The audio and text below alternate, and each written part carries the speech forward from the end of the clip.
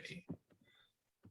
So I don't have anything like planned or set out. I have some ideas of things that I wanted to do and topics that I wanted to discuss, but I'm kind of just gonna go, like I said, this is my first time doing something like this, so please, forgive me if there are little issues or bumps or stuff that we have to get through. Feel free, like this is definitely open discussion as well. I don't want to just dominate and talk the whole time. But let's respect everybody. If somebody's talking, let them talk, and maybe send a message in the chat if you have a point or a question or whatever. But if you're not talking, go ahead and just mute your mic so that we don't pick up other background noise. And with that, we'll go ahead and just get started. So this seminar is going to be about analyzing animation in order to better help you give good reads that fit the context, fit the tone, fit the overall feel, fit the genre, and fit the character. There's a lot of terms that I think we're going to have to discuss and like figure out and label, because, if I say genre or if I say tone, that could mean something for me and might mean something completely different for somebody else. So I'm going to go ahead and discuss what I mean by those things so that we can all be on the same page.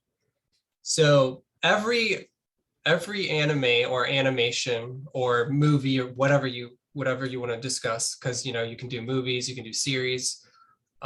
Every story has a genre, right? And so understanding what that genre is going to better help you in your performance to be able to give a performance that matches with that genre. So for example, like shonen, which is like young boy adventure something, that has a certain meaning to all of us when we hear it, and it has a certain style that we kind of think of when we hear shonen.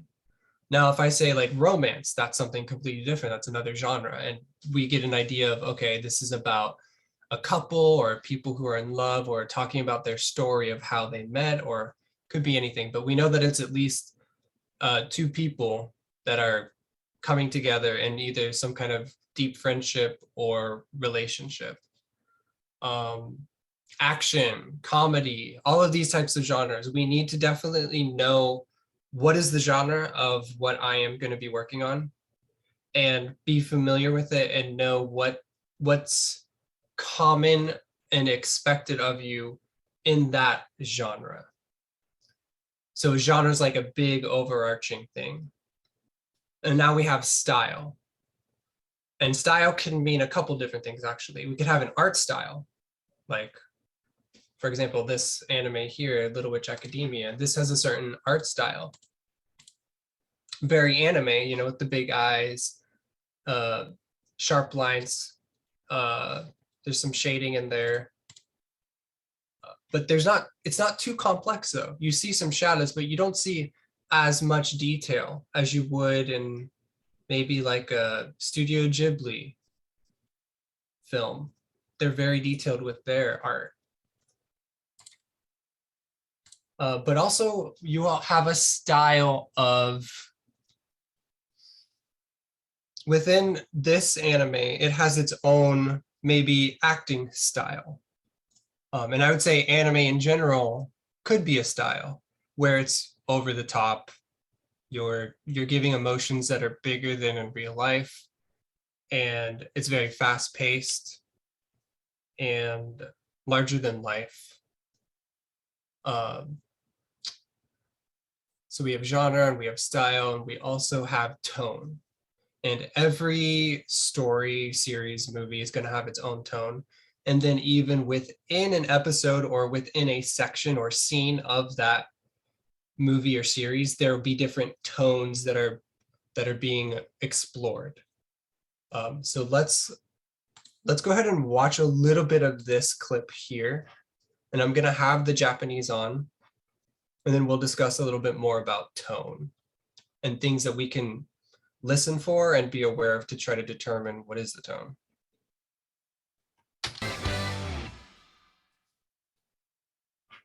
まさかダイアナを呼び戻しに行って5つ目のことの葉まで手に入れてくるなんて。私もびっくりしちゃった。これで残ることの葉はあと2つ。ついに6番目まで来たのね。6番目のことの葉、なんて読むの？デュオーン。それだけ？短っ。デュオーンは最も大切な言葉の一つ。その言葉を身につけた者のみ自分の道を極めることができるのよ。アシュラ先生、そのことの葉のことを何か知ってるの？いつも言ってるはずよ。ことの葉は自分で気づいて心から発した時だけ魔力を放つの。わかってるけどさ、なんだかシャリオに近づいた気がして待ちきれない。確かシャリオが集めたのが次のことの葉までだったよね。ええ。デュオーン、大切な言葉か。Okay, so that's one scene within this episode, and this is episode 21, so it's pretty late into the series.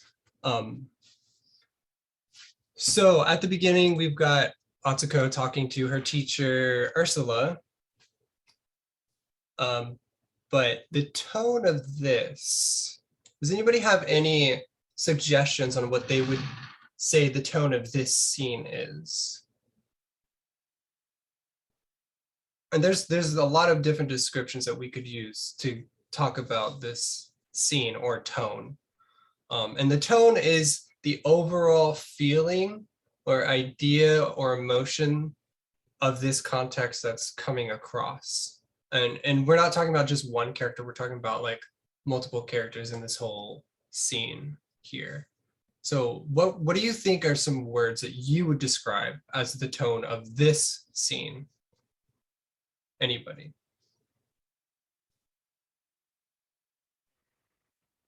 I would say like a heartfelt discussion. Heartfelt discussion, yeah, definitely. What else? Maybe like instructional, educational. Definitely. Ursula's clearly trying to teach Atsuko something that's very educational, and she's a teacher, so of course. Anything else that sticks out? I would say not just heartfelt, but also I guess my way I would be saying grounded, detached, because I think it was Atsuko is probably not realizing there's probably a darker or a much more serious consequence or message that Ursula knows or is. I don't think she wants to tell her yet. Yep. Exactly. Yeah, you are exactly right. And this is actually a really good thing to bring up now because it's kind of something that I wanted to talk about soon. Now, Paula is 100% correct on this, but what are the signals and what are the things within the animation that brought you to that realization? Like, what things did you see that made you come to this conclusion? It was Ursula's, it's her facial reactions when it's her face in comparison to Atsuko's, when the interactions, like, she knows something and she knows it's not good, but she can't. I don't think she wants to tell Atsuko who's oblivious to it in her excitement. Yeah, exactly. And what you said, the facial expressions. Give me some specific examples of when her facial expression conveyed that. Anybody? Like, for example, even in this still frame here, what about this specific frame is conveying that? I think especially the body language with her facing away, of course that's part of it, but then Yes. You can tell her head is kind of lowered with the hat. So indicating something grave, and then just the line of her mouth, especially. Yes, all three major things that are definitely pointing towards that. And one more thing about the animation for this is her glasses. Look at how her glasses do not show her eyes. This is hiding from the audience her eyes. There's no connection to the audience too, that she can't look even the audience in the eyes. That's what the artists are conveying here in this scene. But we see that her eyes do get shown right here. Now her eyes are open. And we know within this context the reason why this happens. Where's this at? This is actually, let me turn on timestamp. Where is it? Time code over there. Yeah. Okay. So this is 3:58. Professor Ursula, do you know anything about this important word? And that's when we see her eyes, her head comes up, her expression changes, and she gives us this like, huh? Like she's getting nervous because just like Paul said, she's hiding something from Atsuko, something darker, something that she's not ready to tell her yet. And now the audience can pick up on it here that this definitely is the case because of her reaction. And now we can see her eyes and we see this fear almost, she's afraid and shocked and doesn't quite know how to respond. And she needs to learn how to contain it or else Atsuko might catch on. And now again, we don't see the eyes. The glasses are covering it. And she's turning around and then she has this big reaction with her, basically like not telling her she's stupid, but like, Atsuko, like I've told you this so many times, like you need to remember the lessons that I've told you. Like, don't worry about that. But like, how have you not figured this word out, this thing that you're trying to find? Like, it's really important. And then Atsuko and her response, look at this animation here. This is very cartoony. And the original actress gives a really good job of portraying this with her voice. And most of the time, the voice actors are recording the script without the animation. But then us as people who are dubbing, it's our job to kind of do the opposite, reinterpret that back in through what we're seeing. Yes, we'll hear what the Japanese did originally, but we won't necessarily always be able to pick up on the nuances and the emotions that they're bringing unless we're really familiar with the language. But even then, that doesn't necessarily mean that it's the correct choice for you in your portrayal of the character, because maybe you have a different idea of where this character is going to go and how you feel about the character at this moment. And that's the great thing about acting. You can have multiple people play the same character and it will be a different character every time. It's a good thing because it keeps things interesting and it brings your own perspective to that character. And so let's listen to how the original actress portrayed this emotion. And then the animators from that performance decided, hey, let's draw her like this. 放つの。わかってるけどさ、なんだかシャリ。 So she's got this really like, can't see her eyes, it's just like lines. It's really cartoony and she's really kind of like complainy and whiny. Yeah, I remember.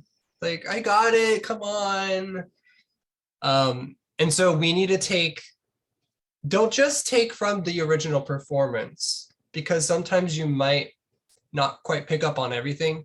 Do your best to pick up on from multiple sources.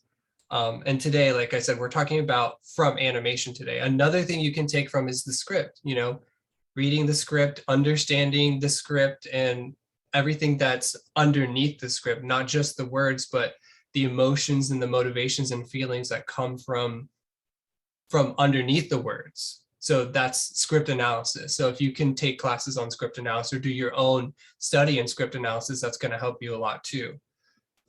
Animation, script, like I said, listening to the original performance. These are all little things that you can take to help you further your ideas and get you in the right direction of how you want to take the context and the character for your reads of whatever scene or character that you're working on. One more thing about her, we're always seeing Ursula, she's putting her head down, she's looking away, we don't see her eyes, more furthering this idea that she's hiding something. And then even at the end, the way that she talks, 次のことの葉までだったよね。竜王。 it's very detached. She's not engaged with her. And we can hear it in the performance of the voice, just like quick one-word answers. And then at the very end, she even gives us a reaction. 大切な言葉か。very subtle, but on purpose. And they showed that to us for a reason, because it's really important. It's highlighting even further how she feels about this information, and that she feels bad that she can't tell her, and she's ashamed of something. Especially if you look at this, we can't see her eyes at all. She's definitely ashamed. She's looking down. She can't look at her. So very good, very good. Tone. There was another term that I wanted to discuss.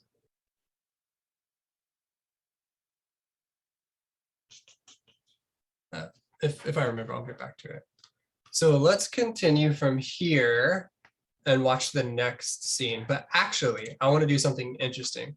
We're going to watch the next part, and I'm going to mute the volume. So you're not going to hear the original Japanese, and you're not going to hear the music, which is also a good indicator. The music and background sounds, sound effects, that helps you a lot too. So I'm going to take that all away, and we're going to have the script, but we're going to just watch the animation and read along. And the timestamp's there, so it will help you know where we're at in the script.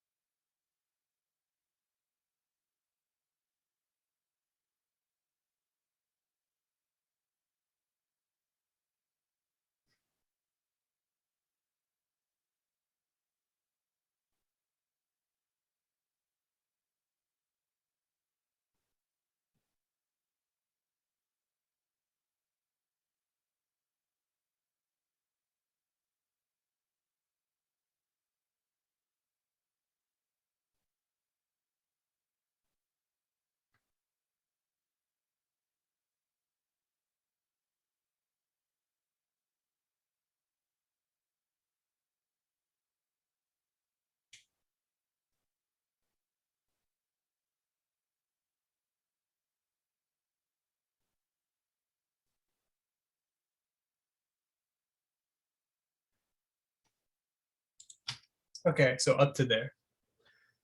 Let's go back to where I started. All right, so give me a few indicators of the animation on anything that you notice, just things that you picked up on, anything. Maybe one thing, everybody give one thing.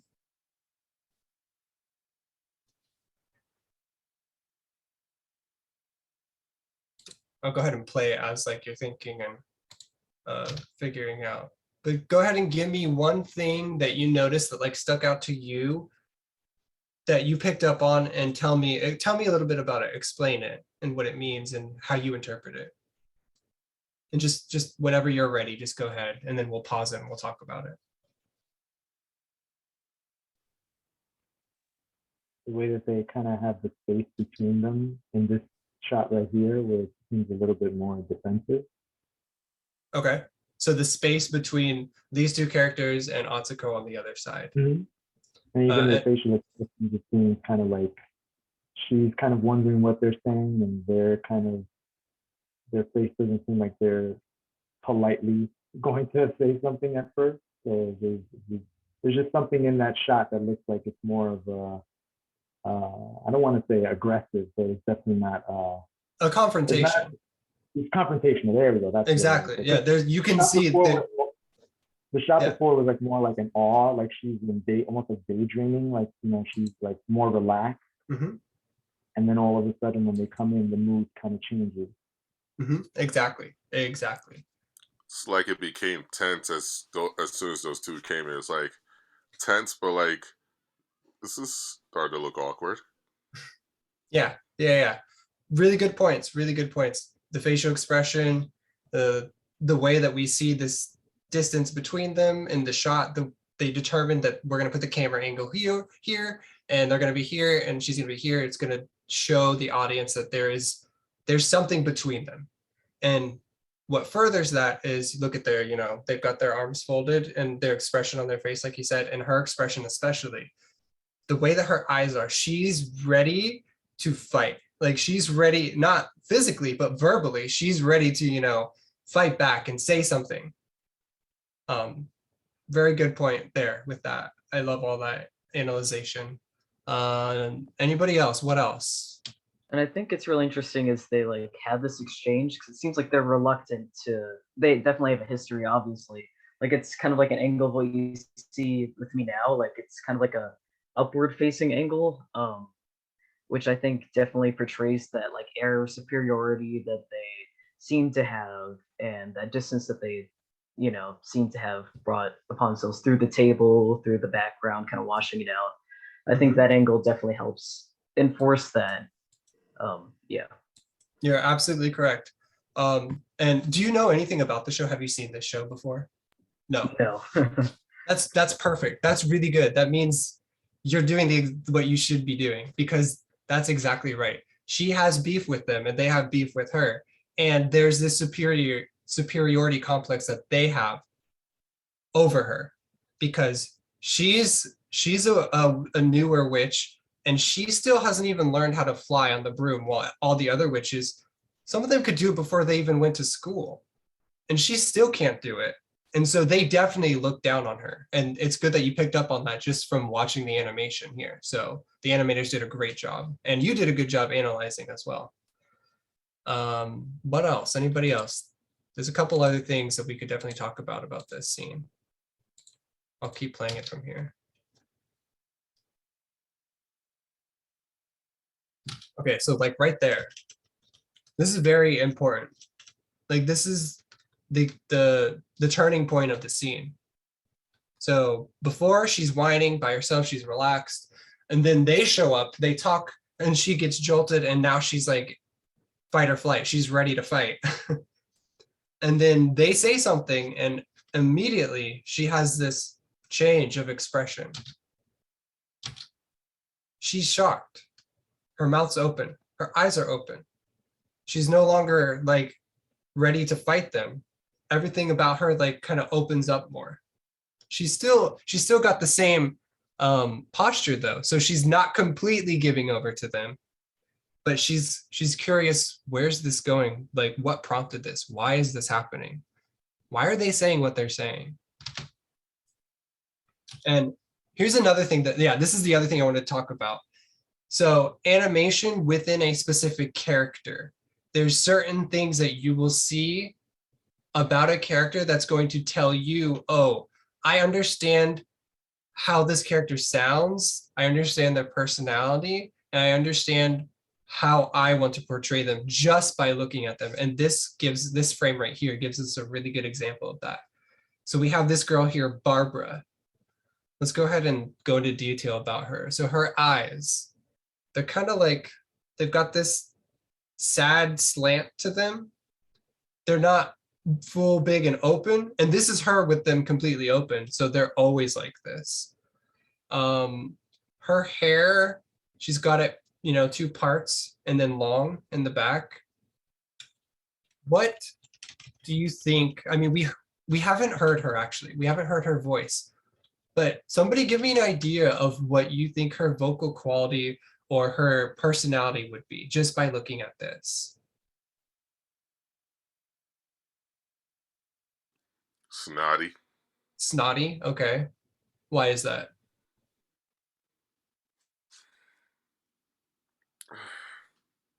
Anything specific, or just like, I kind of just feel that. I can't really describe it. I guess if I did, I would say her, I guess from her eye, I don't know, her overall facial expression, I guess especially her eyes just scream, especially the way she's looking down on Atsuko, just kind of has that air of pretentious snottiness that she might exude. Okay, that's good. Anybody else? Anything? What about like a vocal quality? What do you think her voice would sound like? How would you describe her voice?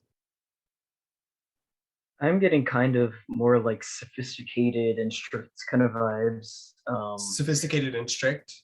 Yeah, so I guess maybe a more firm, forceful kind of tone, not like maybe not as much of a nagging kind of way. That's kind of how I see the other one in my head. Okay. Yeah, Okay. maybe not as high. Okay, so kind of lower, you're thinking. Yeah, maybe. And for things like this is not, a science. There's no right or wrong answer. This is all interpretive, right?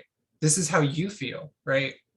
So don't feel like you're giving the wrong answer, because there is no wrong or right answer. Let's go ahead a little further. Let's see if we can get the other character, her friend, Hannah. There we go. So her now, her hair's different. Her hair's red.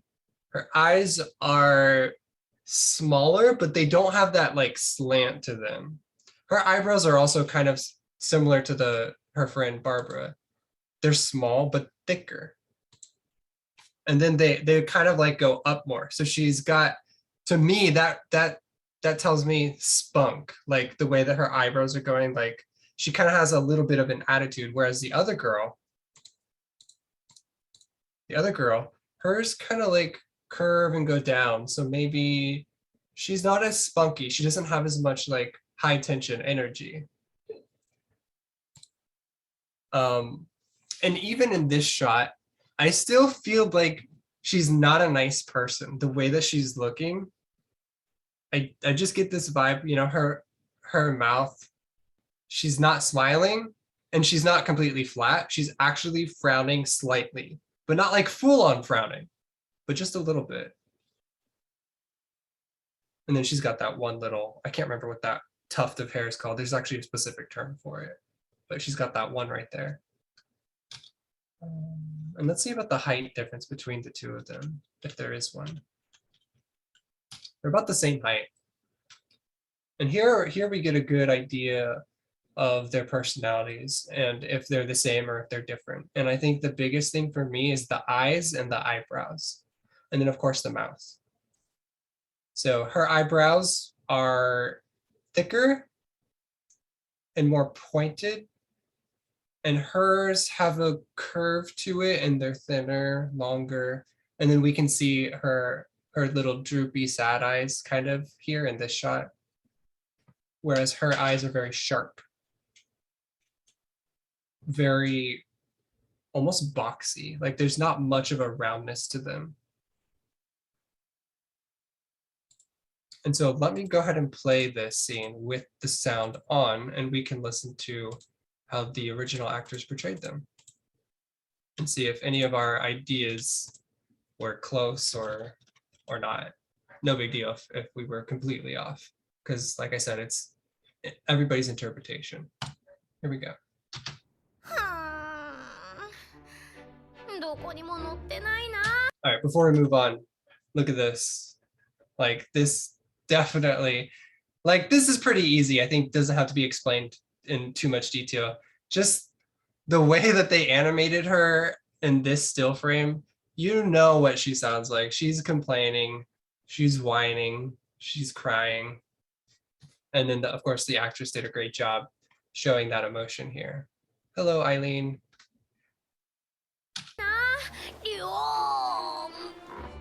I love that. That's really good.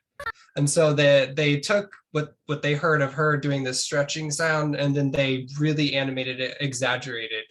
And it fits her character. She's very high energy. She says what she thinks, and she doesn't care what anybody else thinks. And she's headstrong. And she's not a good studier, which we see in the text. Like, I didn't expect you to actually use the library. And then she gets offended, even though it's kind of true. Like, she doesn't read books. She's never spent time in the library.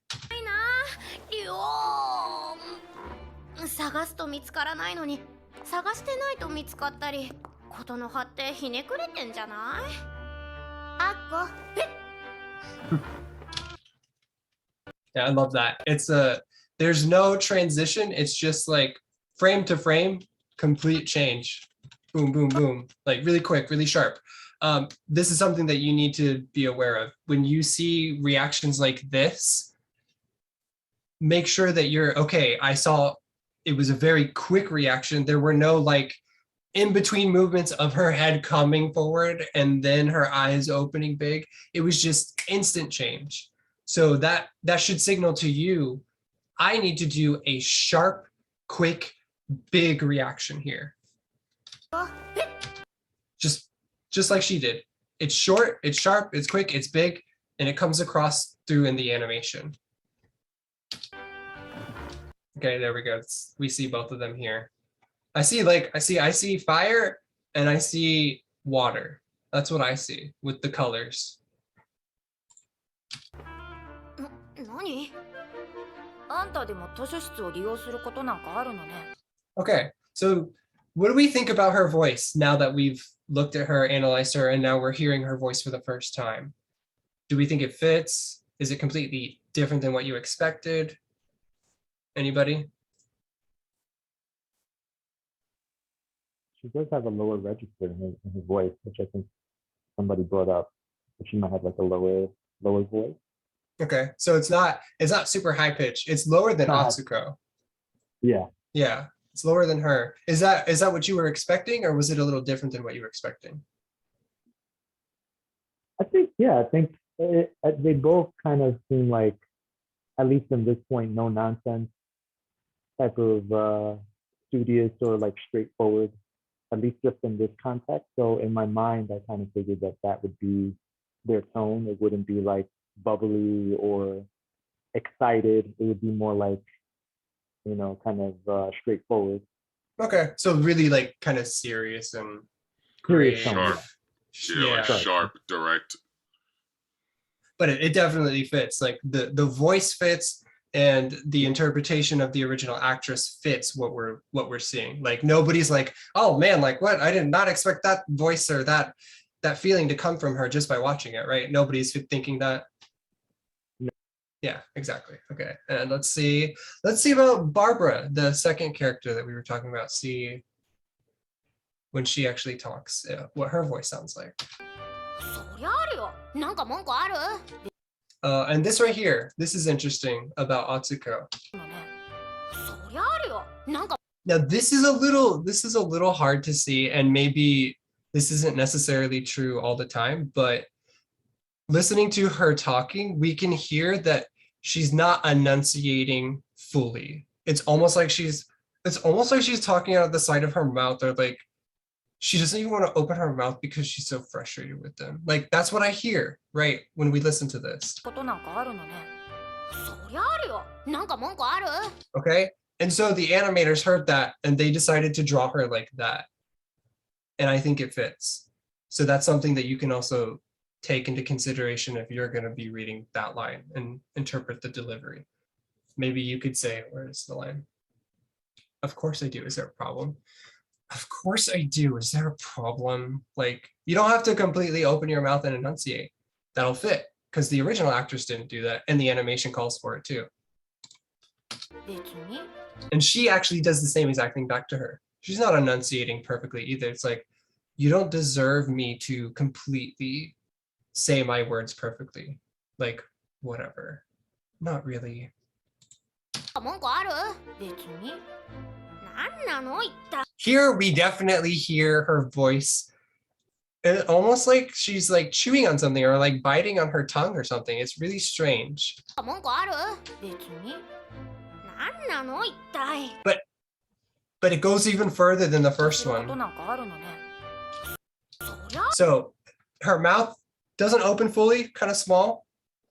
We're seeing it come from a little bit on one side, and then on this next one, even further, her mouth opens even more to the one side, and we hear it in the voice.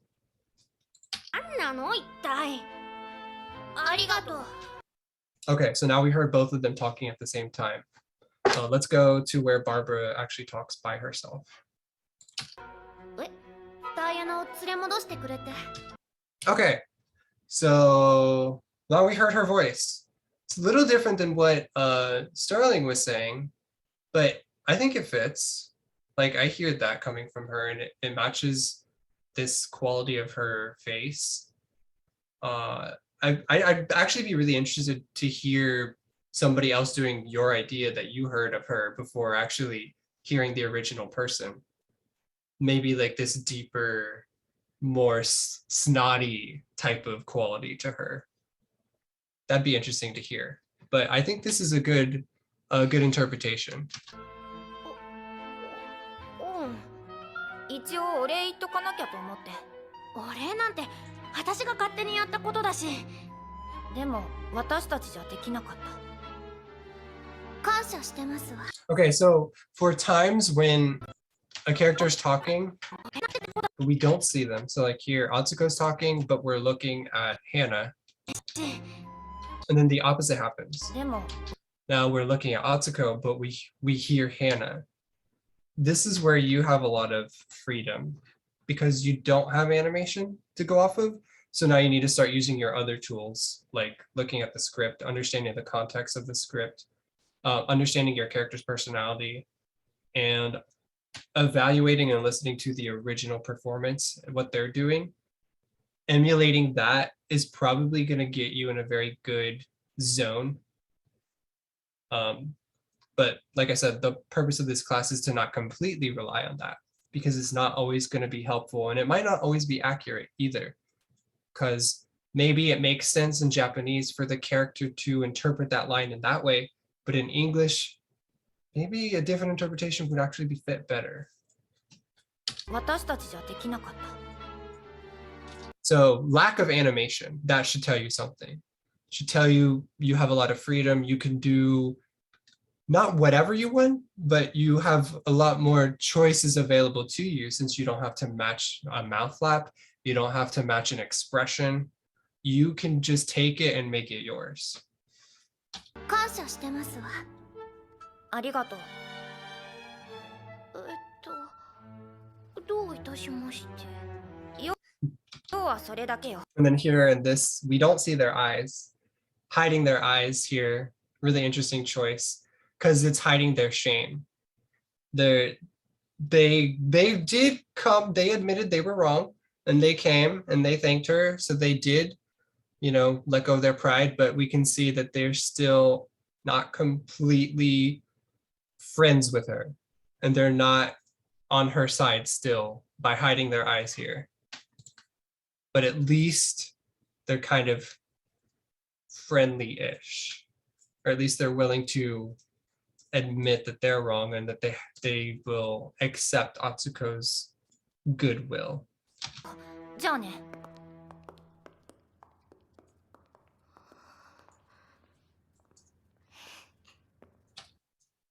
And this is something really important too. When you see like this quivering, either in the eyes or sometimes you'll see it somewhere on the face, it can help you to figure out what kind of emotion or what kind of reaction sound should I give that will fit this.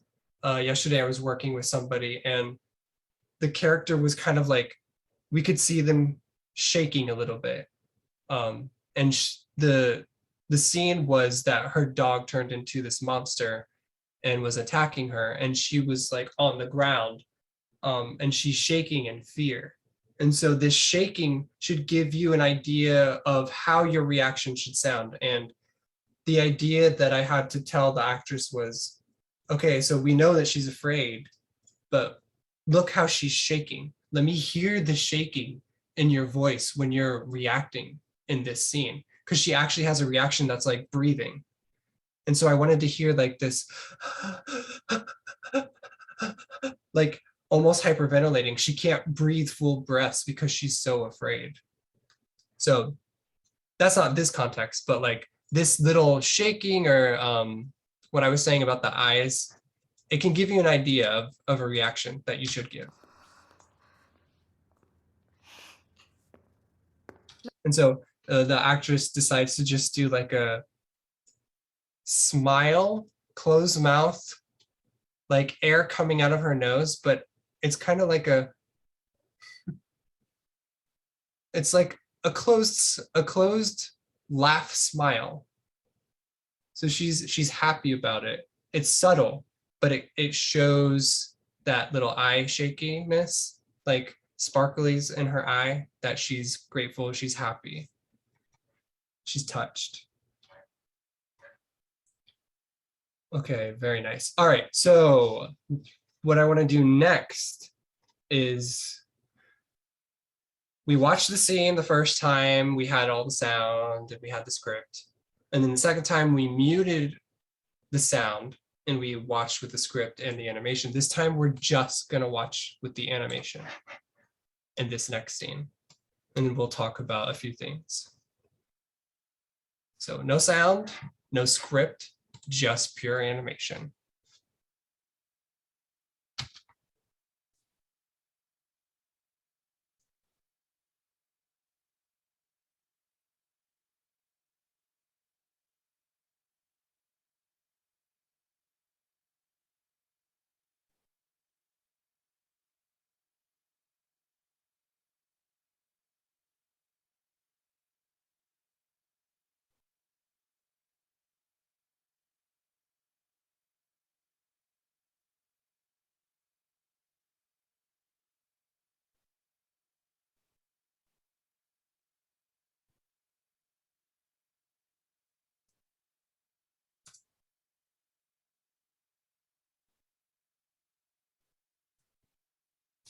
Okay, and that's the scene. All right, so remember, it's okay if you're wrong, or if it's okay if like you weren't quite on the mark. It's going to be difficult without full context, but everybody give me an idea of what you think's going on here. What are some dynamics? What are some things that you noticed? You don't have to, give me the full-blown story and word for word what happened, but maybe give me just one thing or two things that you noticed.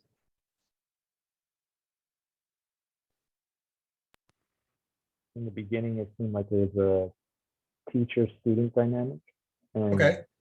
the girl was whining about something. Maybe she couldn't find something in the textbook, and then that it's interesting because they had that shot of the woman with the blue hair, or the character with the blue hair. It was just a close-up shot of just her mouth when she had said something, and then all of a sudden everything kind of changed, where she had said, either she said something to her off screen and it got her so focused, and she was just like focused on finding something. Yeah. And then it changed after that. Very good. Yes, very good points to bring up.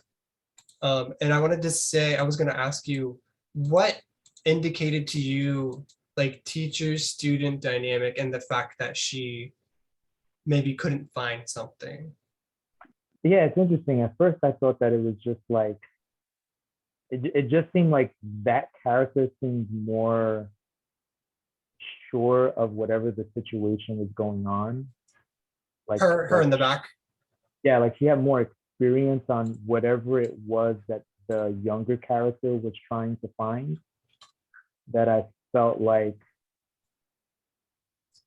I don't know, I just the vibe was like a teaching lesson. Like it just felt like she was trying to do something, and the blue haired character was just like kind of, it just felt like she was more in control of her assignment or what they were doing. Okay, yeah, very nice. Good observations and good analyzation. Anybody else? And actually, I think everything you said about that is actually 100% accurate. So very nice. Anything else anybody else notice, even if it's just a small thing? I'll go ahead and start playing it. If anything jumps out at you, just go ahead and start talking, or you could even make a note in the chat if you can't talk.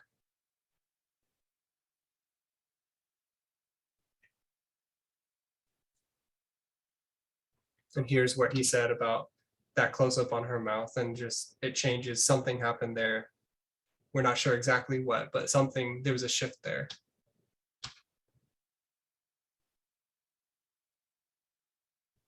Okay, and so Atsuko's got her head on the book. They're talking. Somebody's talking. We don't know exactly who, but one of them's at least talking. Sterling, you wanted to say something? Oh yeah, I just think that like this angle definitely helps make her look smaller in a way. In this way that you can definitely see the kind of teacher-student-esque dynamic, and just her stance, especially how like little she kind of occupies of the screen in a way. I think that definitely enforces that. Yeah, and I think going further with that, we see her name's Croy, the one with the light blue hair. Croy, we see her head. Yeah, she's got her head down. She definitely has a defeated attitude. And we see Croy's head in the foreground bigger, Atsuko's head smaller, like he said, and the closer to the back. Maybe this is indicating something, that Croy's head is bigger. She has more knowledge, right? Because we're already going with this teacher-student dynamic. But also, maybe her head's bigger in this shot because she knows something too, just like Ursula before was indicating she knew something. Maybe Croy also knows something. And maybe both of these teachers are trying to teach her or show her something. And Croy clearly said something that excited her, that changed her mood instantly. Yeah, because they clearly had that disconnect with their heads, both. Like you couldn't see their faces. Exactly. Okay, and now we go to this shot. Go ahead. I will say, as soon as this shot right here, it's like, that is definitely something serious, because her eyes had this more closed look, as into zero in on something that's serious that she's probably thinking or is said to Atsuko. Mm-hmm. Yep, we start off, she's got this just her typical look. I mean, just like we said before, looking at a character and kind of analyzing what they look like. Her eyes are open. They're not as big as Atsuko's, and they're not as fully open. So she's got this little bit of her eyes closed a little bit. But in this scene, in this still here, her eyes go from normal, like her just normal, not emotional, just typical face, to they close a little bit and her eyebrows come down too. So something serious, like Paul said. And I would say, even though it may be a little bit, but considering how relaxed she was earlier, I would say that's dramatic enough to make more of a noted shift that this is really serious. Mm-hmm. Exactly. And you could say that the fact that she looks so relaxed before was on purpose. Like she's pretty relaxed. Her arms are folded. She's relaxed. She's kind of smiling. She's just having a conversation. And then we can assume that she's still in that same position and when her eyes change. But like Paul said, because it's such a small change, it's actually huge, because it means this small change is her conveying something to us as the audience in a small movement, which means she's trying to purposefully not change too much, or else it might give something else away. Maybe there's some emotion or some thought or some feeling that she's trying to hide or suppress. And this small change actually is really big. Anything else from this scene? And then we go to another close-up shot of Atsuko. It's except we see her mouth. With Croy, we didn't see her mouth at all, and we know we can assume she was talking. But with Atsuko, when she's talking, we actually see her mouth, not fully, but at least we see it. I love that animation there. Definitely this. See, if you needed like an animation to show a little bit about Atsuko, this would be perfect. Like her eyes and like how quickly she's just turning the pages.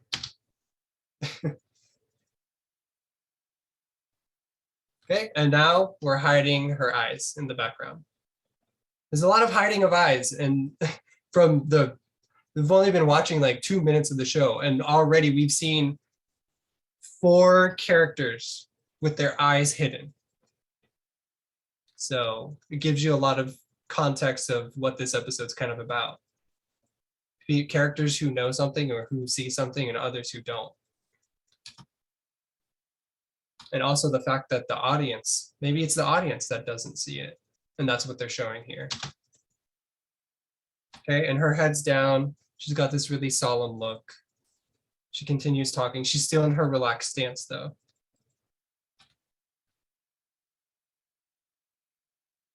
Oh, and I love that right there. Transition this angle on Croy, same angle on Atsuko. What do you think that means? What is the director trying to tell you by doing that? Any ideas?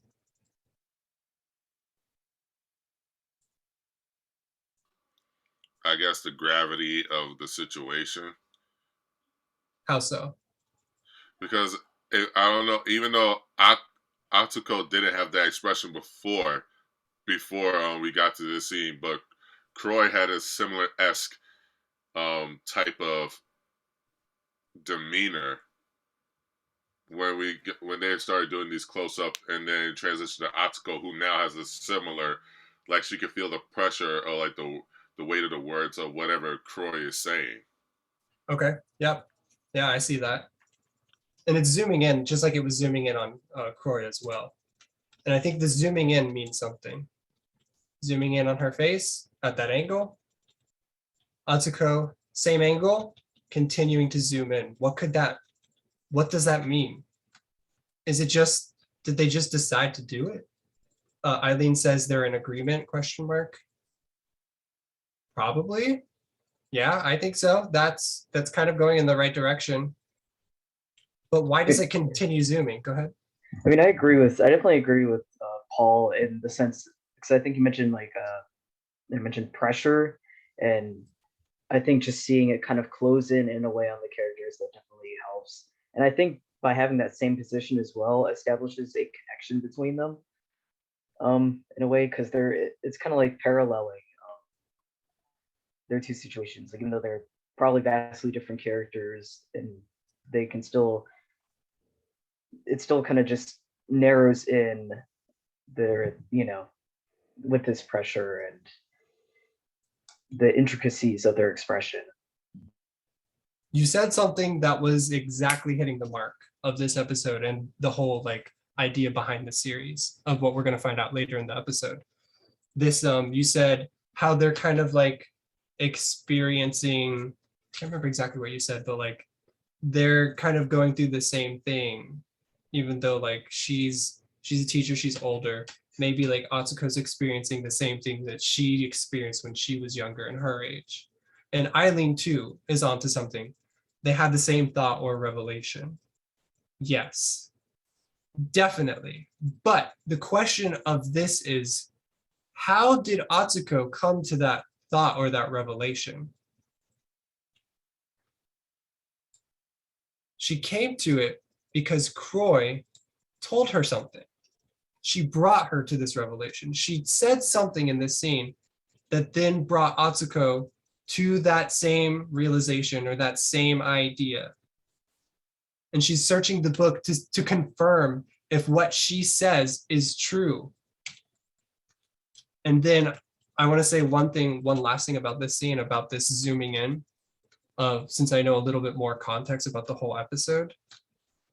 The zooming in is showing Croy's ability and power to speak an idea into Atsuko's mind, and Atsuko picking up on it and continuing further with it and going along with it. So yeah, very good things, really good ideas that everybody brought up. Let's go ahead and watch the scene with the sound and with the script.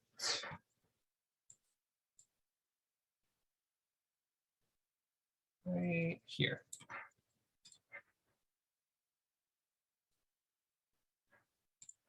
まあ、アッコが図書室でお勉強？私がここにいるの、そんなに変ですか？ことの葉について調べているのかしら？そうなんです。でも全然わかんなくって。黒羽先生、リュオンって知ってます？ Okay, this is really important. So remember in the first scene, and those of you who weren't here, in the first scene, remember Ursula had this same reaction when this word was mentioned, Leon, right? And now Croy's doing the same thing. She's having a subtle reaction to this word. Clearly, they both know something that Atsuko doesn't know. Sorry to interrupt. Let's continue from there. リュオン。シャリオが手に入れた6つ目のことの羽。そうです。聞いたことがあるわ。シャリオはワガンディアでそれを見つけたって。ワガンディア？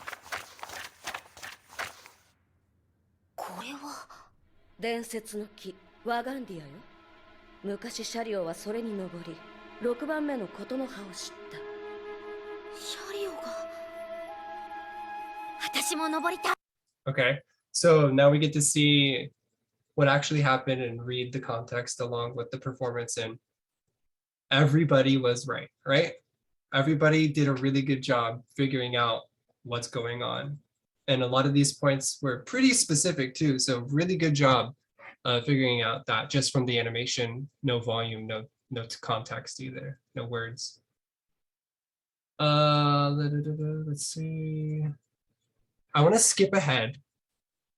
I don't want to show this next scene because this next scene, it has some good things that we could analyze, but we kind of already saw a little bit of it. But I want to go to the middle of this episode.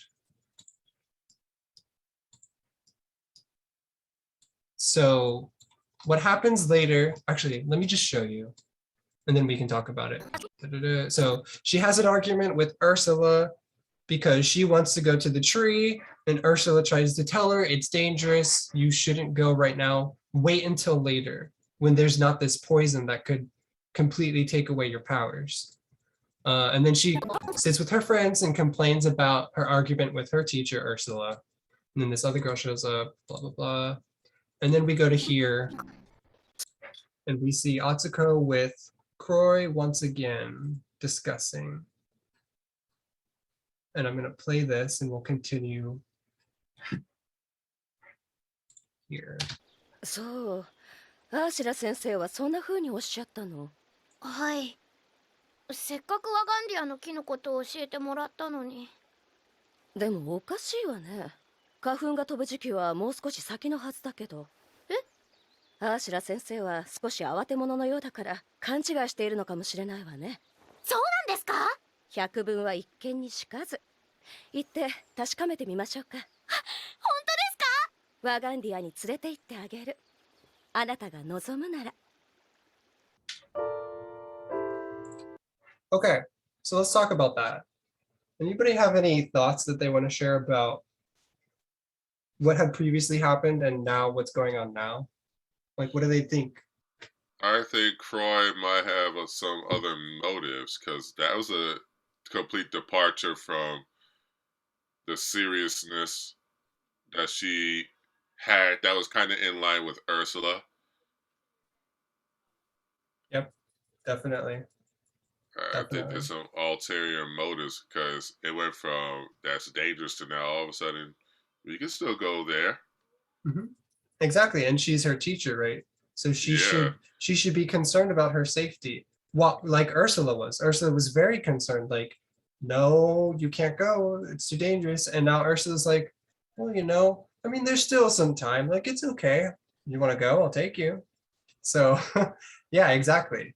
Something's going on here.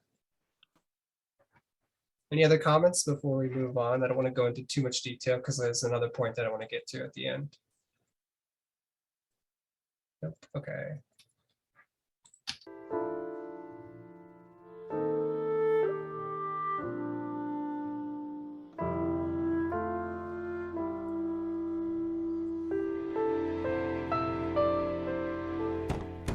Hmm?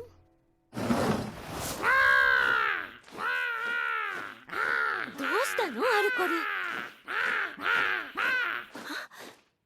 クロワがアッコを？ねえ、アッコ。はい？あなたはなぜ琴の葉を集めるの？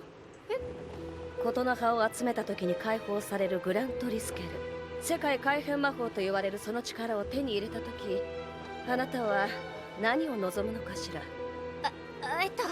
私正直難しいことは分かってなくて。へえ。琴の葉を集めてるのも本当はシャリオに会うのが一番の目的で、シャリオに会うため？私が琴の葉を集め続けてればいつかシャリオに会える気がするんです。そんなにシャリオのことを？はい、私シャリオに会って聞きたいことや言いたいことがいっぱいあるんです。とにかく一番はありがとうって伝えたい。そう大丈夫、きっともうすぐ会えるわ。はい、きっとね。 Okay, so let's talk about that.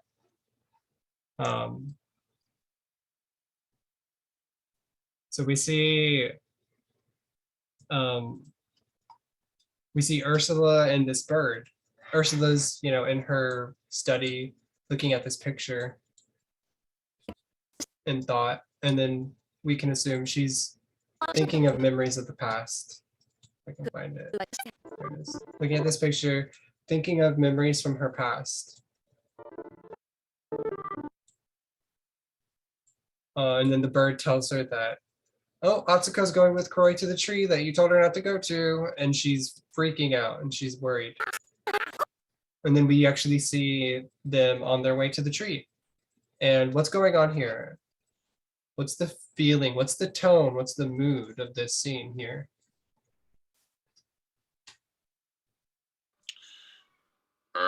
Croy's not telling her everything.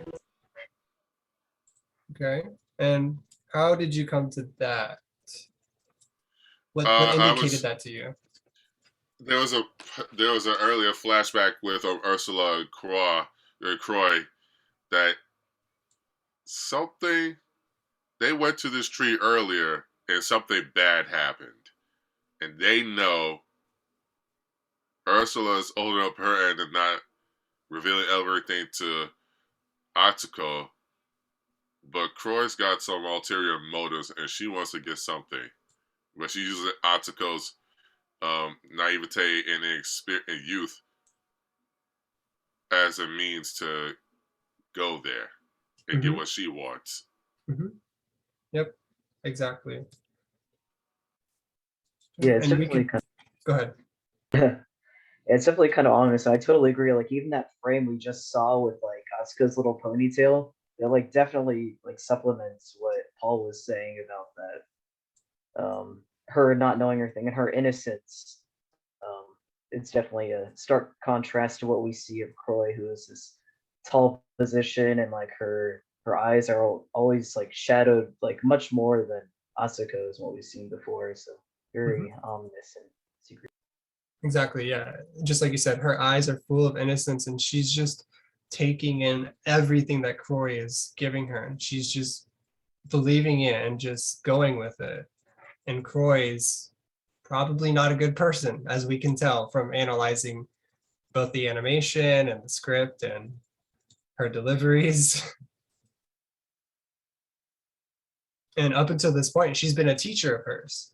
So she's had no reason to think she has ill intentions because she's been teaching her and guiding her, just like Ursula. They're just two different teachers. And then look at this, like zero emotion. She's not showing anything here. And then when she does, she keeps her eyes closed.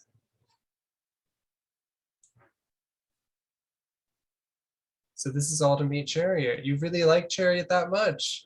She knows she's manipulating Atsuko at this point. She knows what Atsuko wants and what she's interested in, and she's continuing further because she has some kind of motive. And then I love this right here, like never showing her eyes.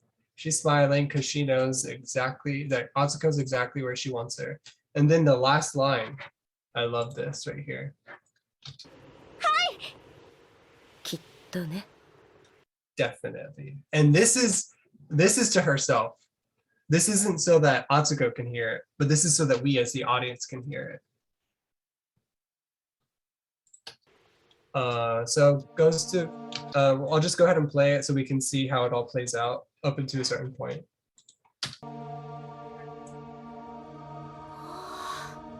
やはりつぼみが開くにはまだ時間があるよね。本当ですか？やった！でも変ね。え？なぜアーシュラ先生は確かめもせずにあなたを引き止めたのかしら。それはもしかしてあなたに登ってほしくない理由でもあったのかしらね。私彼女についてはよくわからないところがあるの。どういうことですか？彼女シャリオの同級生だそうだけど、私アーシェラって生徒のことを全く覚えていないの。きっと印象が薄かったからですよ。シャリオみたいに目立ってなかったろうし。そうかもしれない。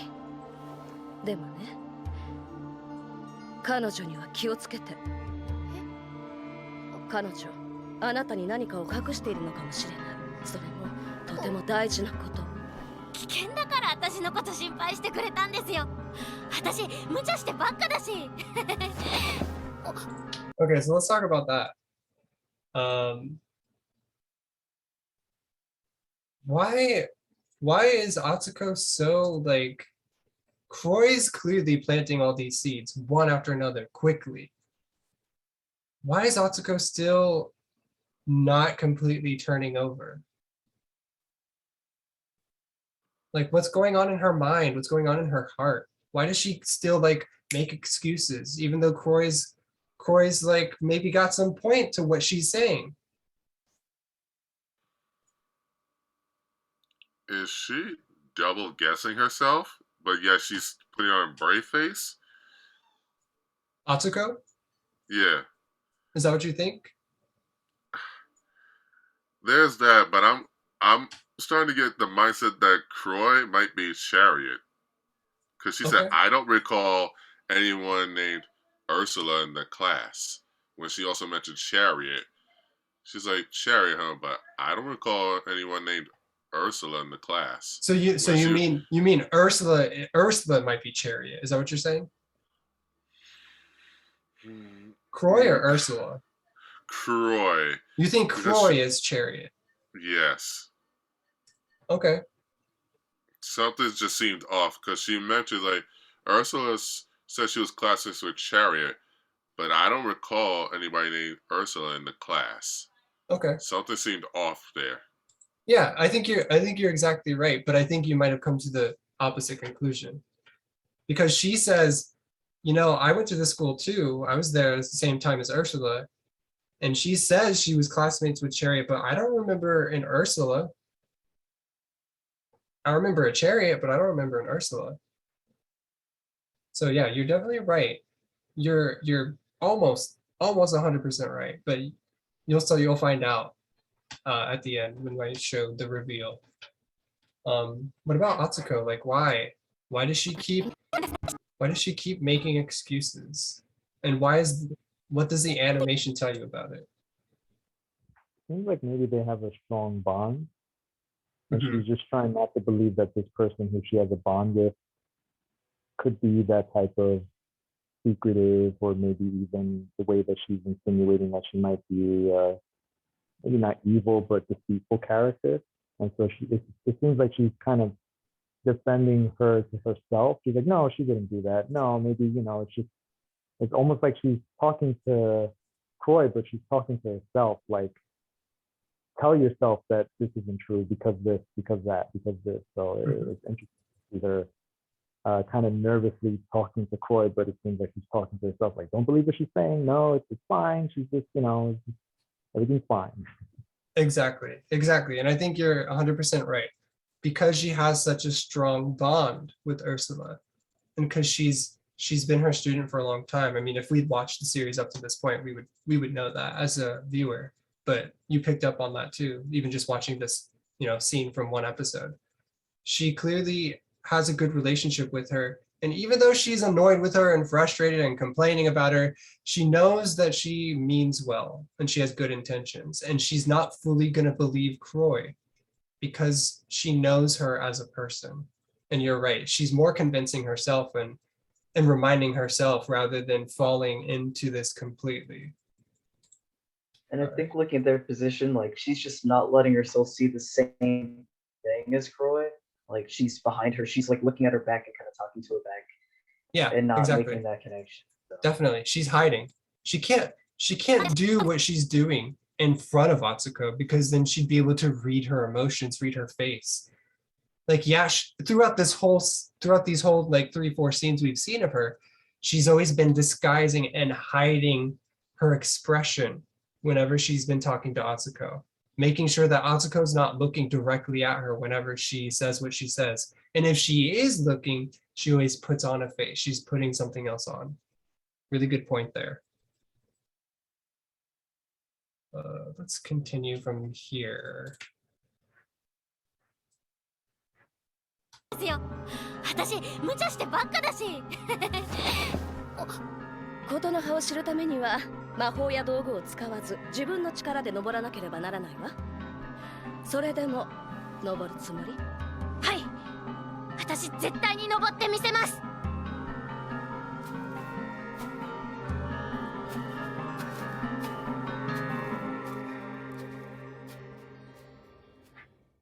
So there, Corey sends her to climb this tree, a dangerous tree. She can't fly, as I told you before, and she's going to go and climb it without anything. And Corey's just going to let her go, and she's going to stay there.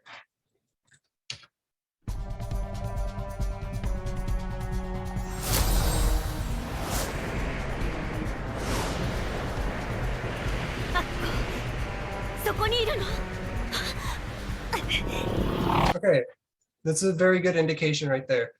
So we can see determination on her face as she comes in. Her eyebrows, she's very worried. She's very tense. And then her eyes here. They open and they get smaller. And then we hear that reaction. So if you see something like that, that'll give you an indication of what kind of reaction should I give. How much energy should I put into it? What's the context that I should give it?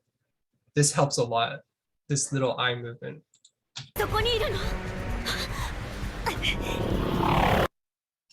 Yeah.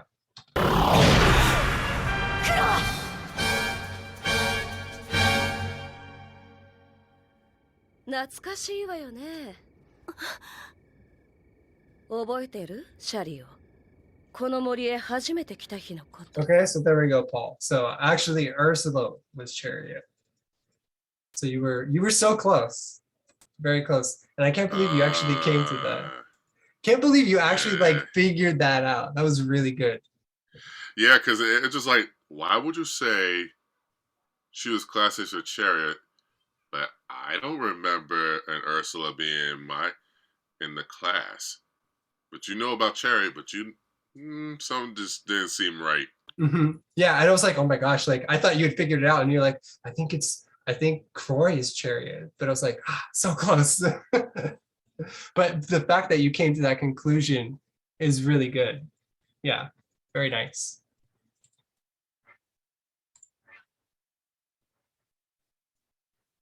Yeah, and let's continue from here. 私ははっきりと覚えてる。Okay, so here we go. This is perfect. This is her character.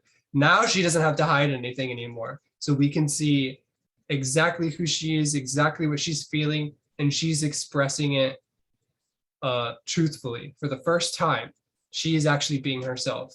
And we can see from this, her looking up at her. She's a predator. She's evil, looking down, and doesn't have good intentions. 忘れられるものですか。ナイン・ウォールドウィッチに誓う。いつか私が究極魔法の封印を解く。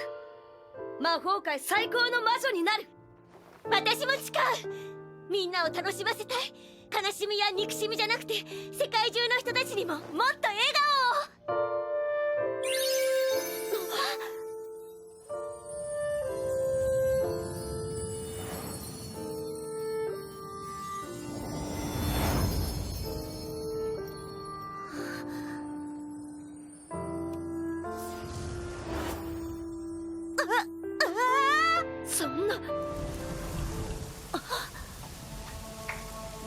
All right. And so there we go. We're going to end with that scene. So we find out that they were best friends when they were younger. And I guess we can extrapolate that the reason why Corey's doing this is for two reasons.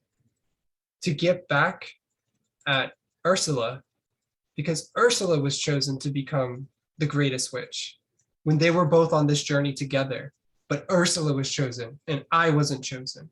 So this jealousy and this this hurt from the past. So she's going to get back at her now by picking her favorite student and basically destroying her and making sure that she doesn't become a witch and become the next Chariot. And the other reason is, look at this picture of Ursula. It reminds you of who? It reminds me of Atsuko. When like now she's the age of Atsuko. They have this same like innocence and like look to them. And so she sees that in Atsuko and she hates her for it. So she's going to make sure that she prevents her from becoming the next great witch and like discovering all the secrets of these words that they've been on a journey to find. And we can see her expression here. They're both like amazed at this, but then look at Kroy's expression when she realizes that that it selected Ursula and not her. Right there. She's devastated. And she's like, no way, like it was supposed to be me. And so we'll end with that. Anybody with any comments or questions? And I actually want to do some work, so if people want to stay around and kind of like incorporate the things that we talked about into their reads, I'll go ahead and, well, if anybody has any other comments or things they want to say before we end this part. Nope. All right. So I'm going to go ahead and stop recording at this point.